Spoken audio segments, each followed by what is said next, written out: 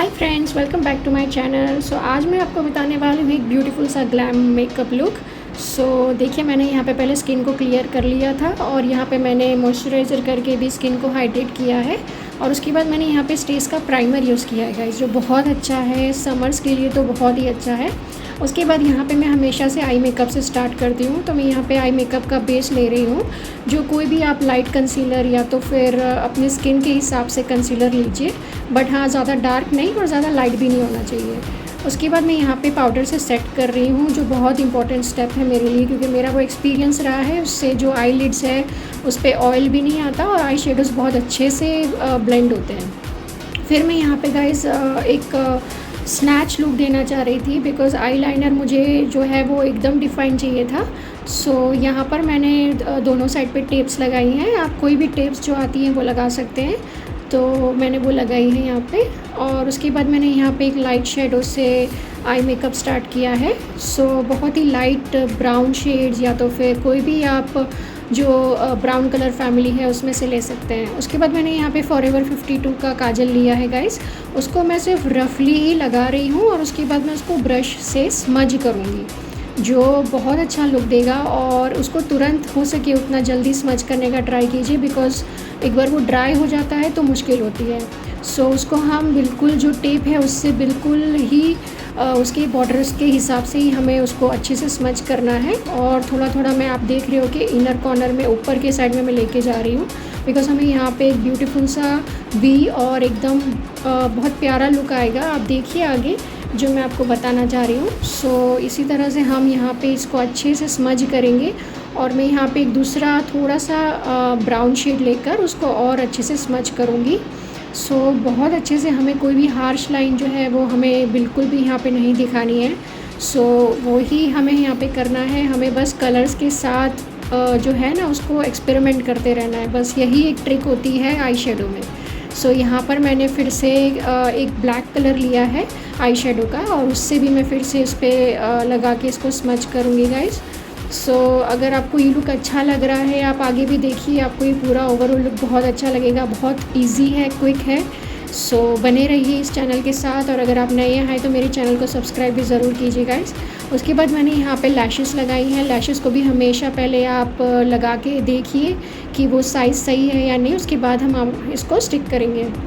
फिर देखिए मैंने यहाँ पे टेप हटा दिया है फ्रेंड्स, और एक बहुत ही ब्यूटीफुल सा प्यारा सा लुक निकल के आया है। उसका आई मेकअप जो है वो बहुत ही एकदम शार्प निकल के आता है। सो अगर हमें ऐसे कोई लुक करने हो तो ये हमारी जो सेलो टेप होती है वो बहुत काम की है।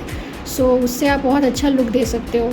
और उसके बाद हमें यहाँ पे जो है मैं इनका फेस का करेक्शन करूँगी। सो हमें यहाँ पे 2 शेड्स डार्कर कंसीलर लेना है। ज़्यादा ऑरेंज करेक्टर मत लीजिए, ऑरेंज करेक्टर बहुत ज़्यादा डार्क पैचेस है ना उनके लिए सही है, बट उसको फिर न्यूट्रलाइज़ भी हमें करना पड़ता है। सो ये ज़रूरी चीज़ है। सो अगर आपके पास ज़्यादा पिगमेंटेड या ऐसी कोई स्किन ना आई हो ना, तो आप सिर्फ 2 टोन डार्क कंसीलर लीजिए और फिर सारे जो पिगमेंटेशन है, डार्क सर्कल्स है ना, उसको इससे हाइड कीजिए। और उसके बाद मैंने यहाँ पे गाइस फाउंडेशन लिया है। फाउंडेशन भी सेम इन्हीं के जो स्किन कलर है उसी के हिसाब से हम लेंगे, ज़्यादा लाइट नहीं ज़्यादा डार्क नहीं।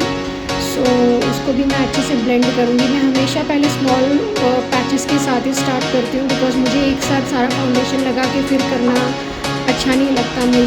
मैं शायद इतनी कम्फर्टेबल नहीं हूँ, बट हाँ मैं इसी तरह से फाउंडेशन अप्लाई करती हूँ। और उसके बाद हम यहाँ पे जो है हाईलाइट करेंगे गाइस। उसमें हमें लाइट कंसीलर लेना है, 2 शेड्स लाइटर, और उसको भी हमें यहाँ पे बहुत अच्छे से ब्लेंड करना है।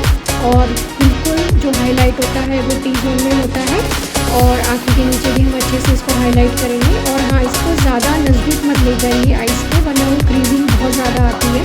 सो उस हिसाब से हम करेंगे और फिर उसको मैं अच्छे से ब्लेंड करूँगी। यहाँ पे मैंने लॉरियल का कंसीलर यूज़ किया है, बहुत अच्छा अफोर्डेबल कंसीलर है।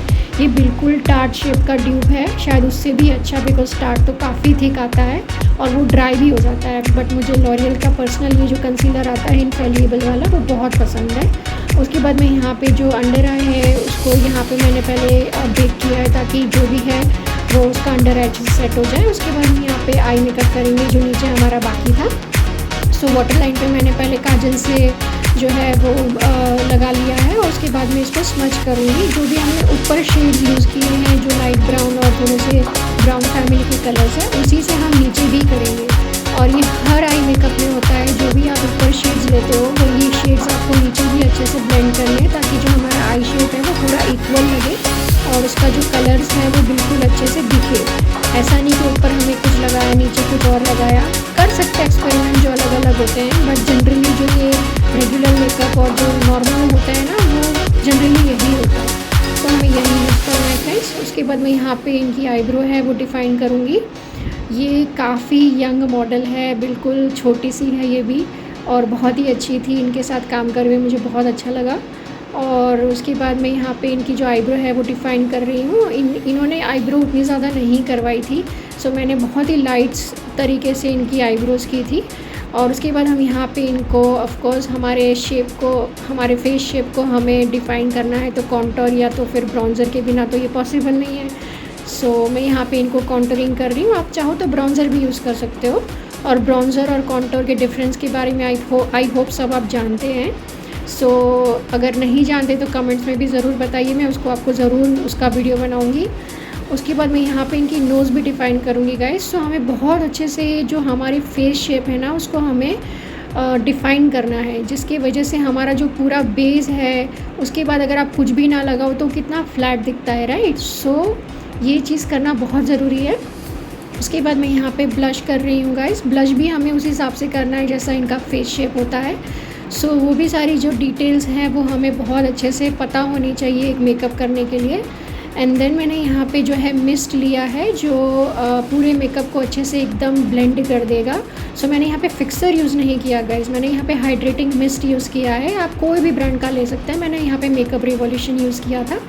एंड फिर मैं यहाँ पे इनको आईब्रो को और भी थोड़ा सा जो उनका अंडर आईब्रो का बोन है उसको डिफ़ाइन किया है मैंने, और उसको भी हमें डिफ़ाइन वैसे ही करना है। कोई भी अच्छा हाइलाइटर लेके आप डिफ़ाइन कर सकते हो।